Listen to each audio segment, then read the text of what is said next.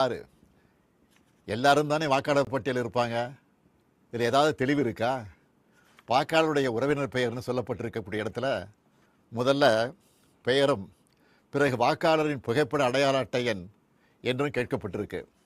மூன்றாவதா மீண்டும் உறவினர் பெயர்னு கேட்கப்பட்டிருக்கு. முதல்ல யார் பேரை எழுதணும்? எந்த வாக்காளர் விண்ணப்பிக்கிறாரோ அவர் பெயரா அல்லது உறவினர் பெயரா? சின்ன தப்பு இருந்தால் கூட தேர்தல் ஆணையம் அந்த படிவத்தை ஏற்றுக்காம வாக்காளர் பட்டியலிருந்து பெயரை நீக்கிற ஆபத்தும் இருக்குது. நினச்சி பார்க்கவே அச்சமாக இருக்குது. நல்லா படித்து அறிவார்ந்த பெரும் பொறுப்புகள் இருக்கக்கூடியவங்க கூட இந்த கணக்கீட்டு படிவத்தை பார்த்தா அவங்களுக்கு தலை சுற்றிடும். இந்த படிவத்தில் வாக்காளரோட புகைப்படத்தை அச்சிட்டு தற்போதைய புகைப்படத்தை ஒட்டணும்னு சொல்லப்பட்டிருக்கு. ஆனால் மாநில தேர்தல் ஆணைய அதிகாரி என்ன சொல்லுகிறார்? உங்களுக்கு விருப்பம் இருந்தால் ஒட்டலாம்னு அரசியல் கட்சிகள் கலந்துக்கிட்ட கூட்டத்தில் சொல்லியிருக்கிறார். இது இன்னொரு இடியாப்பு சிக்கல். ஒருவேளை ஃபோட்டோ ஒட்டலைன்னா என்ன நடக்கும்? வாக்குரிமை பறிக்கப்படுமா படாதா? தொகுதியோட வாக்காளர் பதிவு அதிகாரி அதாவது இஆர்ஓ கையில் தான் இந்த முடிவு இருக்குது. இவங்க எல்லாரும் ஒரே மாதிரியான முடிவு எடுப்பாங்கன்னு சொல்ல முடியாது. இப்படி முதல் கோணல் முற்றிலும் கோணல் என்ற கதையாக எல்லா இடத்துலையும் குழப்பம்தான். இந்த நிலையில் எதிர்க்கட்சிகளை சேர்ந்த சில அதிமேதாவிகள் இந்த எஸ்ஐஆர் பணியை நடைமுறைப்படுத்துவது மாநில அரசின் பணியாளர்கள் தான், அப்புறம் ஏன் திமுக எதிர்க்கணும்னு புரிதலற்ற உண்மைக்கு புறமான விவரங்களை வச்சு பேசுகிறாங்க. ஒரு பணியாளரை தேர்தல் ஆணையம் தன்னுடைய பணிக்காக எடுத்த நொடியிலிருந்து அவர் தேர்தல் ஆணையத்துக்கு கட்டுப்பட்டு தான் செயல்படுவாரை ஒழிய மாநில அரசோட கட்டுப்பாட்டில் இருக்க மாட்டார். மக்களை திசை திருப்பினா போதும்னு தவறான தகவலை பரப்பக்கூடாது. என்னத்தையாவது பொய்ய சொல்லி எஸ்ஐஆரை எப்படியாவது நடத்திடலாமா, ஏழை எளிய மக்களுடைய வாக்குரிமையை நீக்கிடலாமான்னு எதிர்க்கட்சிகள் நினைப்பது வேதனைக்குரியது. எஸ்ஐஆர் தொடங்க நாளிலிருந்து களத்தில் இருக்கக்கூடிய நம்முடைய கழகத்தினரும் நிறைய பிரச்சனைகளை நம்ம கவனத்துக்கு கொண்டு வந்துட்டு இருக்காங்க. பிஎல்ஓக்கள் வர்றதில்லை, வந்தாலும் போதிய அளவு கணக்கீட்டு படிவங்களை கொண்டு வர்றதில்லை, ஒரு நாளைக்கு 30 படிவங்களுக்கு மேலே தர்றதில்லை. இந்த லட்சணத்தில் ஒரு தொகுதியோட இஆர்ஓ 3 லட்சத்துக்கு மேற்பட்ட கணக்கீட்டு படிவங்களை இத்தனை குறுகிய கால அவகாசத்தில் எப்படி கொடுத்து வாங்குவாங்க? வாங்கினா வேலை முடிஞ்சுதா? அதுவும் இல்லை.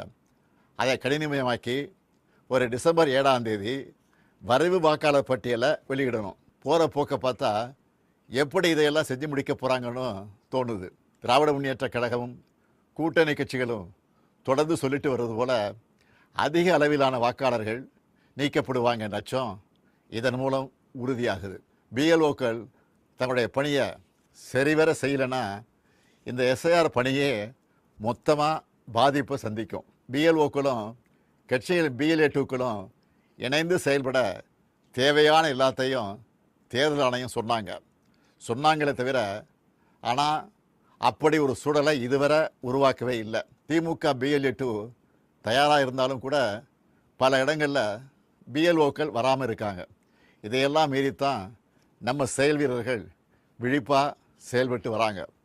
உங்களுடைய வாக்கு நீக்கப்படுமா என்று கேட்டால் அப்படி ஒரு அபாயம் நிச்சயம் இருக்குது, இல்லைன்னு சொல்லிட முடியாது. அதை தடுக்கணும்னா உங்கள் பகுதிக்குரிய பிஎல்ஓ யாருன்னு கேட்டு அவர்கிட்ட இருந்து கணக்கீட்டு படிவத்தை வாங்கி சரியாக நிரப்பி திரும்ப சமர்ப்பிக்கணும். அதுக்கான ஒப்புகை சீட்டையும் மறக்காமல் வாங்கணும்.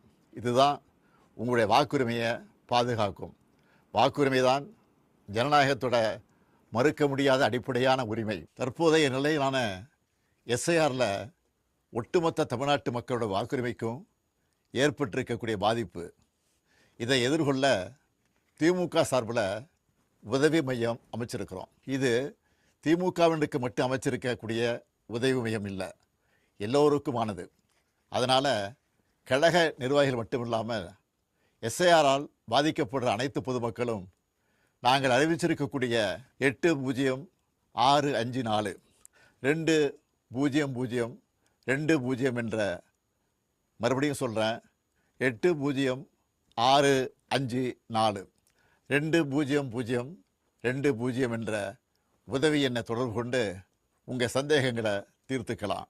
உங்களுக்கு தேவையான வழிகாட்டுதல்களை பெறலாம். தமிழ்நாட்டு மக்களின் வாக்குரிமையை காக்க திமுக உங்கள் தோழனா துணை நிற்க தயாராக இருக்குது. நம்ம வாக்குரிமையை பறிக்கக்கூடிய ஆபத்து வாசல் தேடி வந்துருச்சு.